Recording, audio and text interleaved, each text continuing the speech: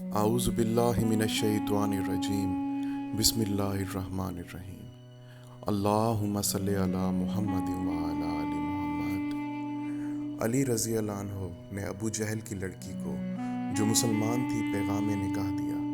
اس کی اطلاع جب حضرت فاطمہ رضی اللہ عنہ کو ہوئی تو رسول اللہ صلی اللہ علیہ وآلہ وسلم کے پاس آئیں اور عرض کیا کہ آپ کی قوم کا خیال ہے کہ آپ کو اپنی بیٹیوں کی خاطر جب انہیں کوئی تکلیف دے کسی پہ غصہ نہیں آتا۔ اب دیکھیے یہ علی ابو جہل کی بیٹی سے نکاح کرنا چاہتے ہیں۔ اس پر حضور صلی اللہ علیہ وآلہ وسلم نے صحابہ کو خطاب فرمایا، میں نے آپ کو خطبہ پڑھتے سنا۔ پھر آپ نے فرمایا، اما بعد میں نے ابو العاص بن ربیع سے زینب رضی اللہ عنہا کی آپ کی سب سے بڑی صاحبزادی شادی کی تو انہوں نے جو بات بھی کہی اس میں وہ سچے اترے، اور بلا شبہ فاطمہ بھی میرے جسم کا ایک ٹکڑا ہے اور مجھے یہ پسند نہیں کہ کوئی بھی اسے تکلیف دے۔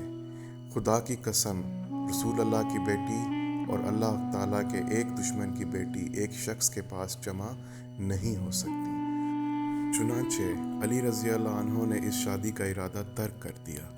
محمد بن عمرو بن حلحلہ نے ابن شہاب سے یہ اضافہ کیا ہے، انہوں نے علی ابن حسین سے اور انہوں نے مصور رضی اللہ عنہ سے بیان کیا کہ میں نے نبی کریم صلی اللہ علیہ وآلہ وسلم سے سنا، آپ نے بنی عبد الشمس کے اپنے ایک داماد کا ذکر کیا اور حقوق دامادی کی ادائیگی کی تعریف فرمائی۔ پھر فرمایا کہ انہوں نے مجھ سے جو بات بھی کہی سچی کہی اور جو وعدہ بھی کیا پورا کر دکھایا۔